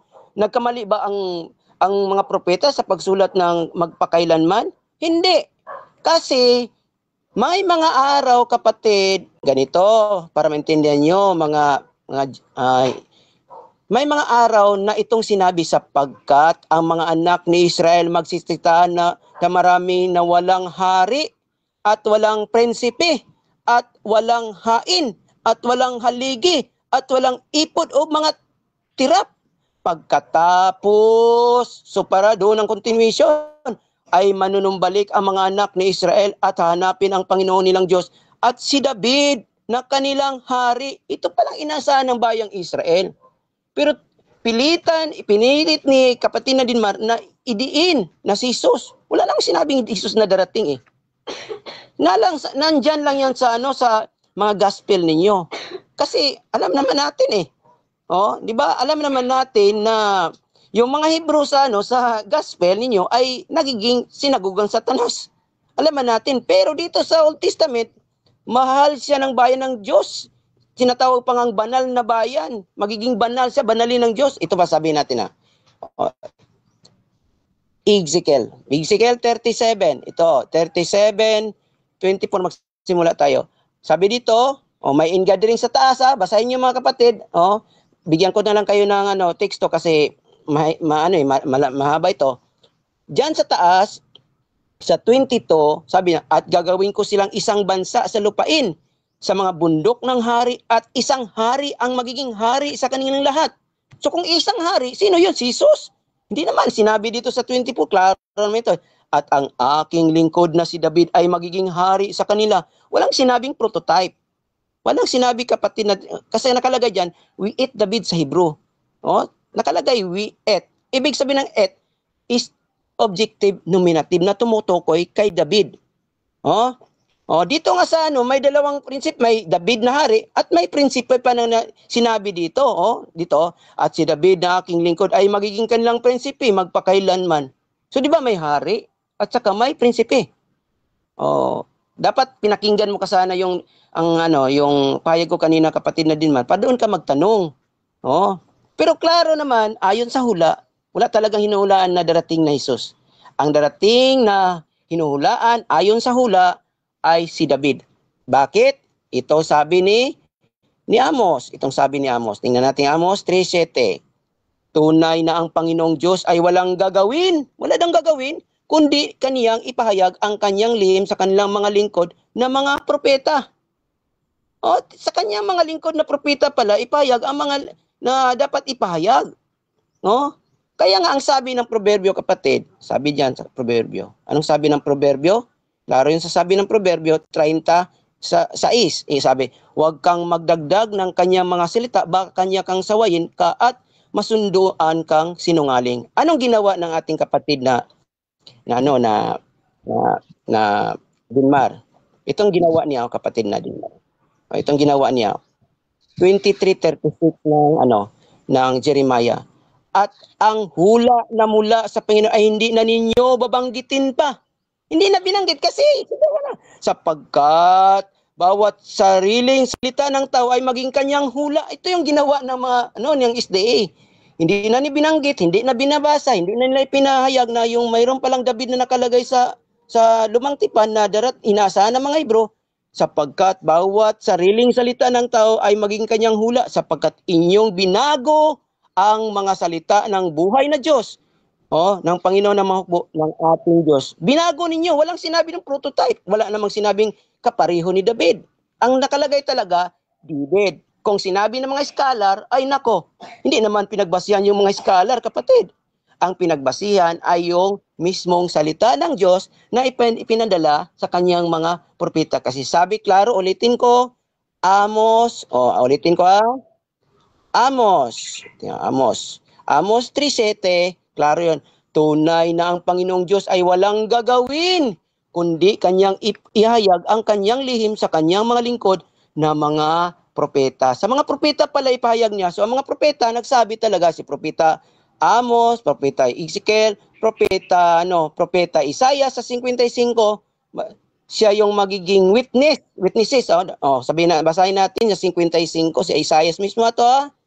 Dito sabi dito sa taas, sabi dito, dito sa taas, may sinabi dito, at ako'y makipagtipan sa inyo na walang hanggang sa makatuwid bagay ang tunay mga kaarawan ni David. Narito ibigay ko siya na pinakasaksi sa mga bayan. Si David pala yun, maging pinakasaksi sa bayan na patnubay at tagapag-utos sa mga bayan. Si David pa lang yun.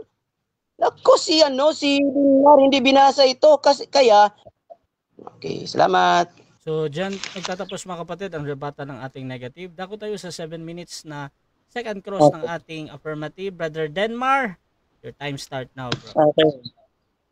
Ayon dito sa Thayer's Greek Lexicon, yung ekogonos na descendant ay isang beses lamang ginamit sa New Testament bilang grandchildren.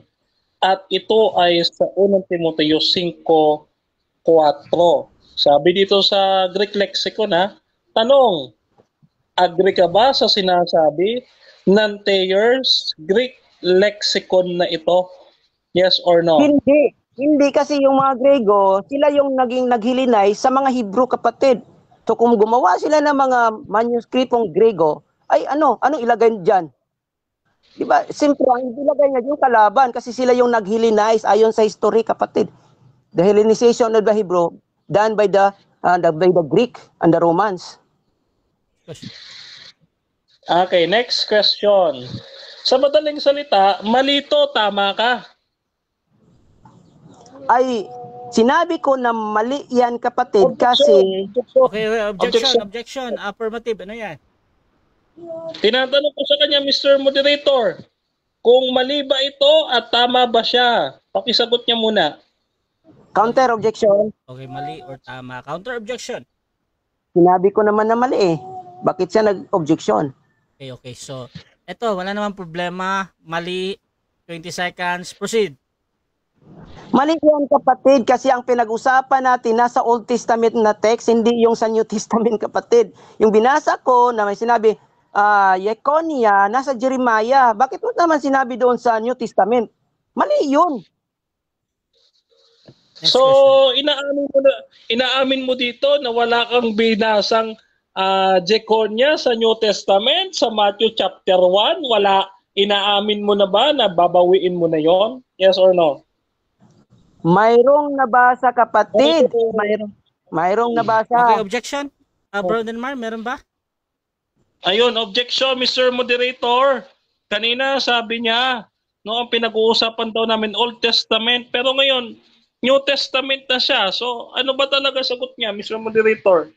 Counter objection. Counter objection. Ang tanong niya, kapatid, na Bro Russia, inamin ko ba na mali? Sinabi ko, mali. Pero wala na siyang pakialam doon sa sagot ko. Okay. So, either tama or mali naman sa kabilang panig. Kaya nga nagdedebate kayo is, yan pa din yung sagot niya. Ganito muna mga kapatid ha. Ipaulit ko muna yung tanong. Tapos Bro Denmar, tapos ipasagot. Bro. Ulitin ko yung tanong Sabi mo kasi, nasa Old Testament na tayo at ang binasa mong Jeconia o Jeconias ay nasa Old Testament. Yung descendant ka mo, sabi mo eh. So, binabawi mo na. At lumalabas kasi dito, kapatid na Jerry, na wala ka ring binasa na descendant at Jeconia sa New Testament. Kasi sabi mo, Old Testament lang eh. So, alin ang tama? Yung una mong sinabi o yung ngayon mo sinabi? Pakiklaro, kapatid. Ang daming mong tanong ito. Ano yung tanong mo? Diretso, anong tanong mo? Moderator. Okay. Ganito. I-direct natin yung tanong. Okay. Bro Den, proceed Okay. bro. Ulit Ito. bro. Okay, rephrase Naka-time stop question. yan ha. Sige. Okay. Rephrase question. Alin ang tama mong sagot? Yung binasa mong ang sabi mo, si Jeconias na binasa mo ay nasa Old Testament at saka yung descendant niya? O yung ngayon na sagot mo na meron ng Jeconias at descendant doon sa Bagong Tipan? Alin doon sa dalawang sagot mo ang tama? Ay, pareho yun, kapatid, tama. Sa'yo lang inisip na mali yun kasi hindi mo naintindihan yung konteksto sa Biblia kasi nakadoon sa Jeremiah yung descendant o Zira sa Hebrew ni Yekonia ay may sumpa. At dito naman sa New Testament niyo, sinulat ni Mateo na si Jesus ay angkan niya, no, naangkan ni Yekonia na Next question. hindi mo naman sinangawian noon. Okay, next question. Okay. Ngayon, dito sa Thayer's Greek Lexicon, ang sabi diyan, no, yung itong grandchildren ay ginamit sa 1 Timoteo 5:4. Ngayon, tanong. Ito direct na tanong. Hindi ka ba naniniwala sa New Testament? Yes or no? Ay hindi ako naniniwala, kapatid, una. Pangalawa, yung sinabi mo ay ginamit lamang sa unang Timoteo 5:4 kung hindi ako nagkamali sinabi mo. So anong ginamit niya sa Mateo 1:12? Next question. Yun. Ayun. Okay. Mamaya, sasagutin ko yan. Okay. Ngayon, ito tayo sa Lucas 1. Okay. Sa Lucas 1, 31 hanggang 33, ang mababasa ba doon, si Jesus ay uupo sa luklukan ni David ayon kay Anghel Gabriel. Yun ba nabasa ko kanina? Yes or no? Ay mabasa nyo sa inyong libro. Pero kung totoo naman ito'y kumukontra sa sumpa mismo ng Diyos na wala namang sinabi na binawi ang sumpa. Subalit, nagpatuloy pa. Alam naman namin na mga nasa Hebrew na itong New Testament ay gawa ng mga Greek Hellenization. Kaya alam na natin ang istorya. Antay-tura. Okay, next question. Okay. Next question. Okay. Dahil tinututulan mo yung Greek lexicon, tanong ko sa iyo, ikaw ba ay may Bachelor of Biblical Manuscripts or Biblical Studies na pinag-aralan? Mr. Moderator. Time stop. Objection natin. Ano objection? Sa palagay ko, ang pinag-usapan natin si Jesus, hindi yung katauhan ko, yung pinag-aralan ko. Pero Okay. pwede naman natin sa next Okay. topic yan. Counter objection, brother Denmark. Mr. Moderator, na tinututulan niya yung aking referensya. So therefore, it is my duty to discredit the opponent. Kailangan niya sagutin yung aking tanong. Okay, so magde-decide muna ako, mga kapatid. Sa mga ganitong tanong naman, naiintindihan ko naman yung pagtatanong ni Denmark patungkol doon sa patungkol dun sa credibility ng kabilang panig. However, mga kapatid, kung ito ay too personal sa kanya at hindi niya sasagutin, automatic next question ko yan. Brother Jerry, sasagutin mo ba itong tanong na ito na ikaw ba ay ganito? Ay, hindi, kasi personalan na yan eh. Personal question. Next question. Okay, next question. Okay, next. Okay. So, sinasabi mo dito si Angel Gabriel mali sa kanyang sinabi kay Maria. Yes or no? Hindi lang si Gabriel ang sinabi ko na mali. Mismo yung nagsulat, kapatid. Kasi alam naman namin na yung New Testament ang daming mali at twisted. Ang dami, sobrang-sobra. Kaya kung sinabi dyan, alam namin na mali yan kasi kontra nga sa sinabi ng Diyos na may sumpa na hindi paupuin. Ngayon paupuin nyo dyan? Nako, kapatid, wala pang binawi ang Diyos na siya may yung salita. Kasi ang sabi, sa magitan ng kanyang mga propeta, ipahayag ang kanyang mga revelasyon. Next question. Sa madaling salita, inaamin mo nga talaga na si Gabriel at si Lucas at si Maria, nagkamali sila. Inaamin mo ba yun? Yes or no? Hindi mismo si Gabriel, si Maria, kundi yung nagsulat na si Lucas. Kasi ayon sa kanya, yung Misaya daw ay mamamatay at pangatlong araw mabubuhay. Litra por litra. Pero wala namang basa sa Old Testament na ganun. Kaya mali yun. Objection. Bro, anong objection, bro? Mr. Moderator, wala pang death and resurrection sa Lucas chapter 1.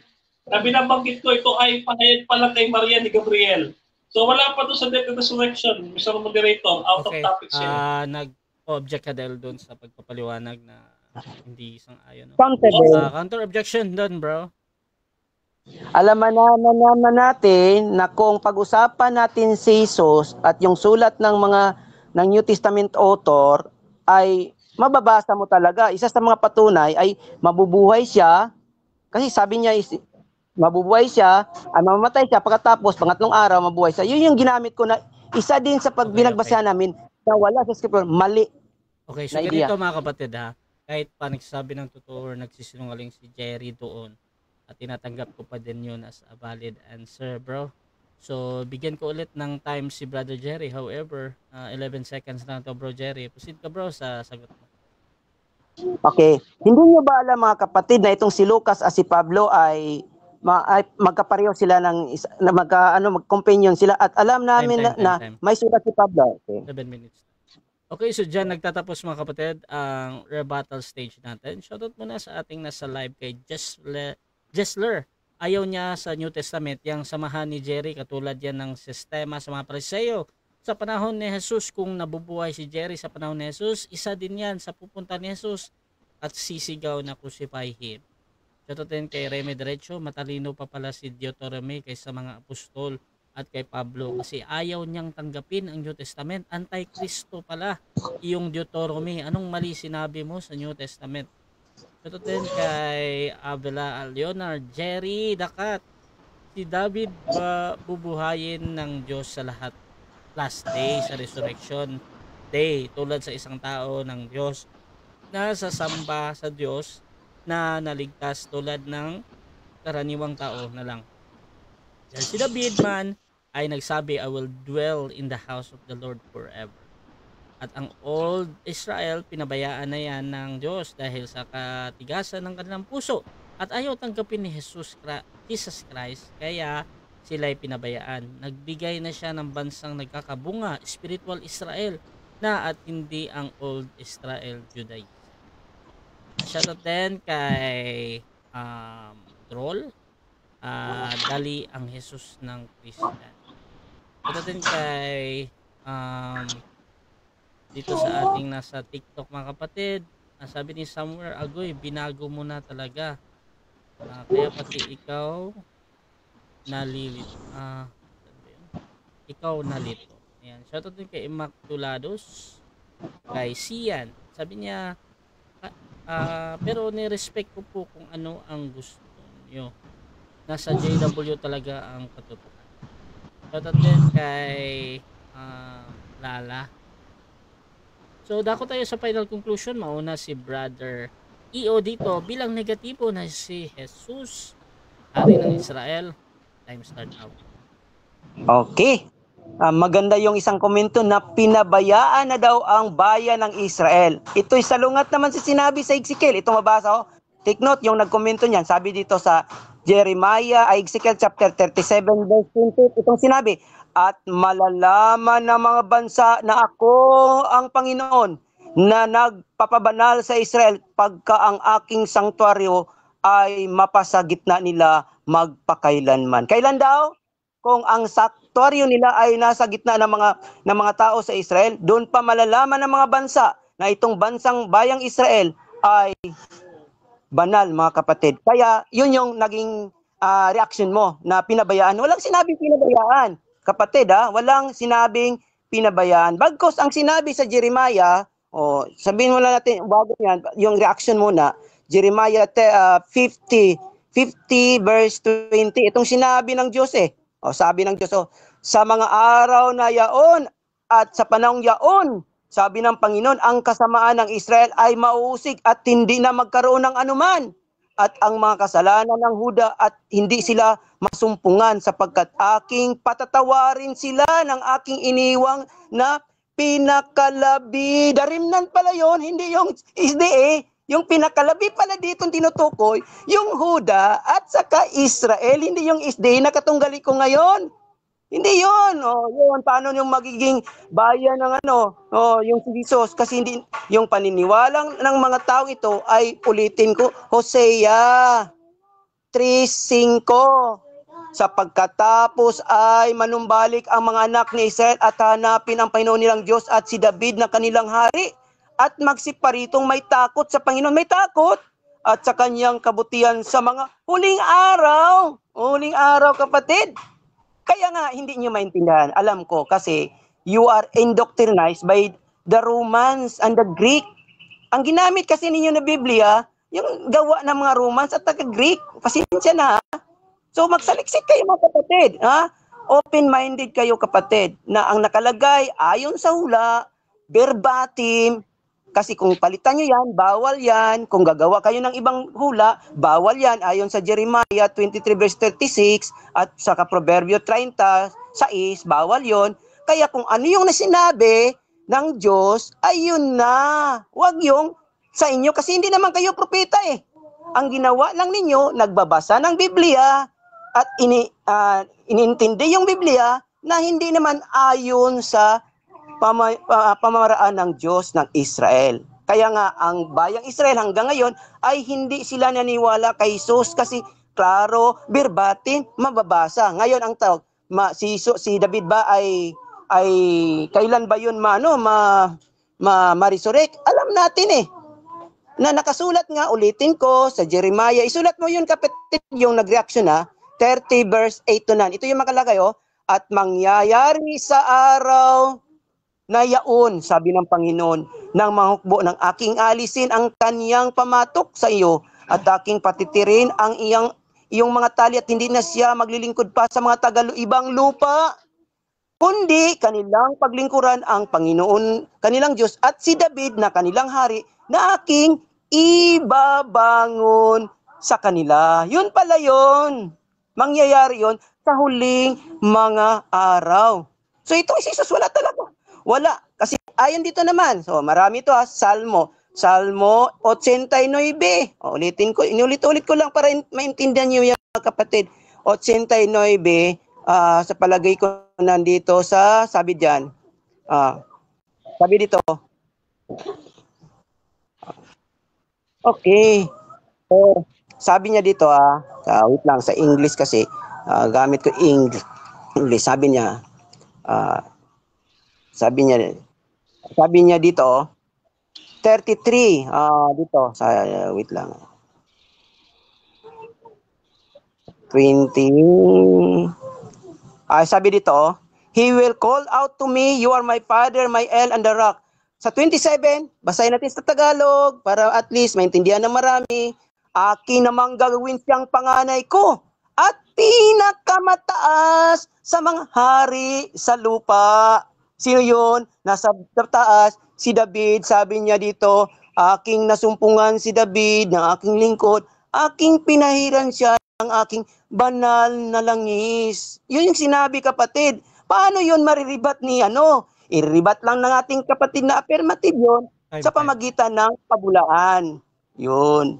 Okay, so dyan nagtatapos mga kapatid ang final conclusion ng ating negative. Brother Jerry ng House of Israel. Dako naman tayo sa ating affirmative sa kanyang last statement. Brother Denmar Santiago ng SDA, your time start now, bro. Kung ang pagbabatayan lang ng ating kapatid ay paramihan ng verses, ay hindi po yan ang katunayan na nasa katotohanan ka. Kung ang mga interpretation mo diyan ay hindi aayon sa pamantayan ng hermeneutics, hindi po yan magiging kabilang sa katotohanan. Pwede natin, kailangan in context po ang ating pinag-aaral. Kung patungkol dun sa pinahiran, walang problema. Kung ibig sabihin ng Mesiyas, pinahiran, ang aming mga elders, pastors, pinahiran. At kung ako'y maging elder, magiging Mesaya din ako. Bakit? Dahil papahiran ako ng langis. Walang problema doon.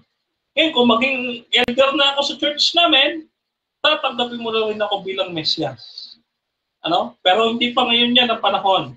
Ngayon, eto.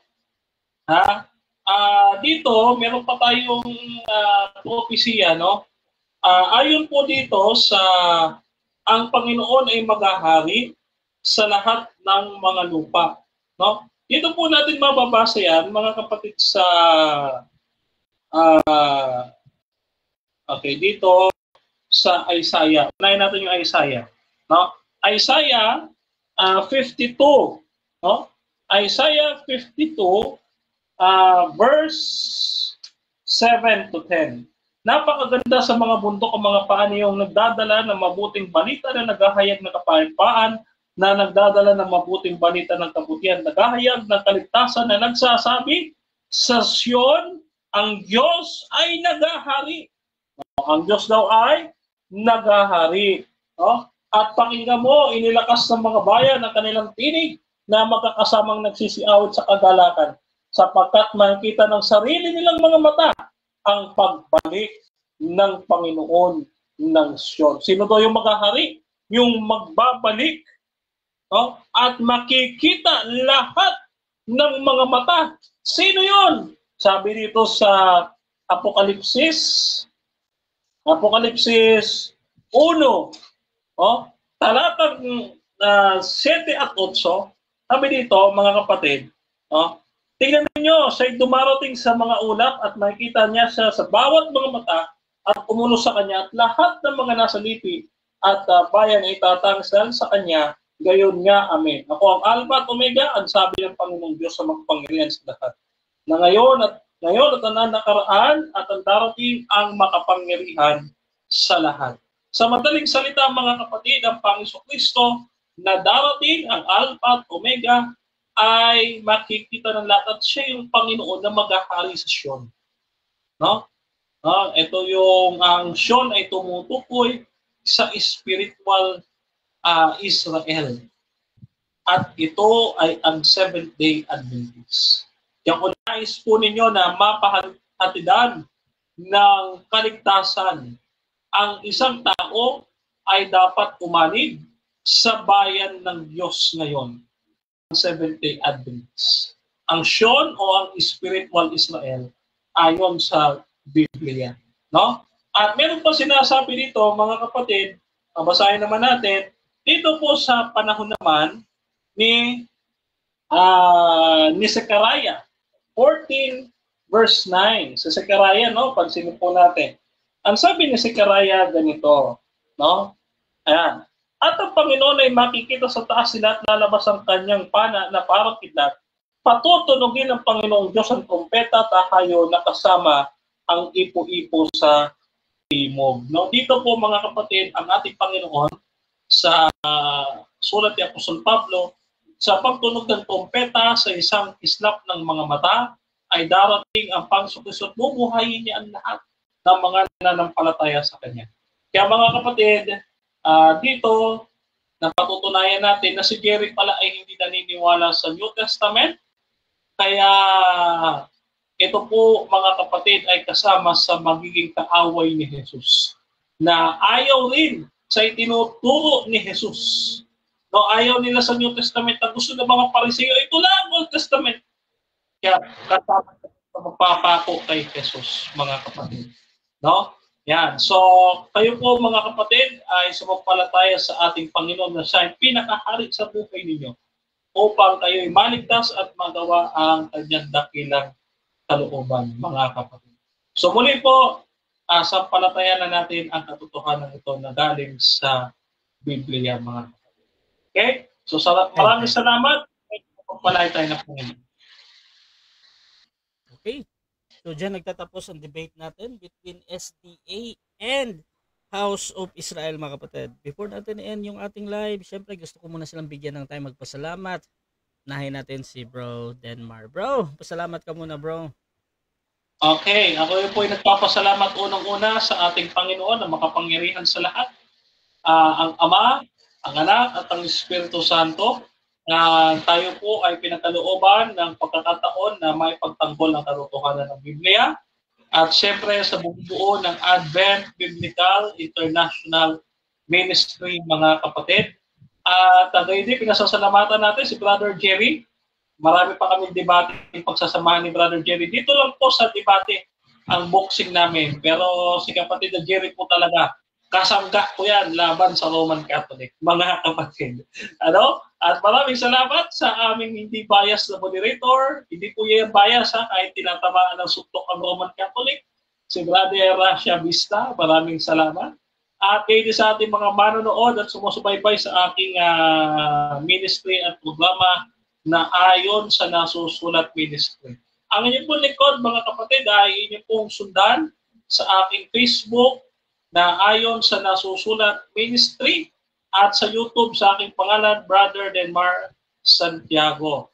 Yan. So mga kapatid, ating pong sampalatayanan ay aking ibinibigay sa mga pangyarihang at maawain at mahabaging kamay ng ating Panginoon na kayo ay patuloy na umasa na si Jesus nga ay namatay, si Jesus ay muling nabuhay, at si Jesus ay muling babalik sa wakas ng panahon bilang hari ng ating mga buhay, mga kapatid. Kaya God bless you at tayo maghanda na sa pagdating at pagparito ng maluwalhati nating hari na si Kristo. Ave Cristo Rex, Christus Vincit, Christus Regnat, Christus Emperat, mga kapatid. God bless you. Brother Jerry and mga kapatid ko sa Adventist. Okay, syempre dito din kay Brother Jerry, bro. Pasalamat, bro. Okay, magpasalamat ako muna kay kapatid na Dinmar sa magandang talakayan at sa pagiging moderator nating pinakamahusay na moderator, si kapatid na Rasha ng Templar. At sa mga kapatid namin sa paniniwala, kahit na yung mga nasa Kaibayo, pasalamat din kami. At lalong-lalo na sa Panginoon na itinuturing na universal God, yung Diyos ng Israel, kasi siya nagbigay sa atin ng kaalaman, mga wisdom and knowledge para maintindihan natin ang banal na mga salita niya mula sa tinatawag na banal na Tanakh, mga kapatid. So muli, ito yung kapatid niyo, si kapatid na Gary. Pwede ako masundan, mayroon akong TikTok, mayroon din ako sa Facebook, yung hanapin nyo lang yung pangalan ko, Aki Gary Benwak. So diyan makikita nyo every 9 o'clock sa gabi ay magkaroon kami ng talakayan with kapatid na Azaria at saka mga post ko sa Facebook. So pwede nyo makita yung mga, so halo-halo yun mga kapatid So tingnan nyo lang yung pang-biblical. So ito yung kapatid nyo muli. Magandang hapon and shalom sa lahat. Kapatid na Dinmar, Rasya at sa lahat-lahat. Okay mga kapatid, Rasha TV gusto na magpasalamat sa lahat ng sponsor at lahat ng sumusuporta dito. Siyempre, doon sa mga nasa live natin sa TikTok, YouTube, and Facebook mga kapatid. Kung gusto nyo sumali sa ganitong gawain, pwede kayo mag-PM sa akin or maghamon man sa dalawang debatista na nandito. Nandito si Brother Denmar ng SDA na talagang napaka-active mga kapatid sa debate mga kapatid. At si Brother Jerry din dito sa House of Israel mga kapatid, at pwede niyo akong gamitin as mediator sa inyong pag-uusap basta sumasang-ayon lang kayo sa lahat ng patakaran at kondisyon ng ating mga debater mga kapatid. So mga kapatid, please subscribe yung ating YouTube channel ulit, Rasha TV, sa aking TikTok mga kapatid, Rasha TV mga kapatid, at dito din sa aking Facebook, sa aking profile Rasha Vista mga kapatid. Pwede niyo akong i-follow para doon sa gustong laging nakasubaybay sa ating mga debate at podcast dito sa Rasha TV mga kapatid. So mga kapatid, maraming salamat ulit, at this is Admin Rasha ng Rasha TV and we're out. Na na na na na na na na na na na na. Na na na na na na na na na na na na na. Na na na na na na na na. Na na na na na na na na na na na na na na na na na na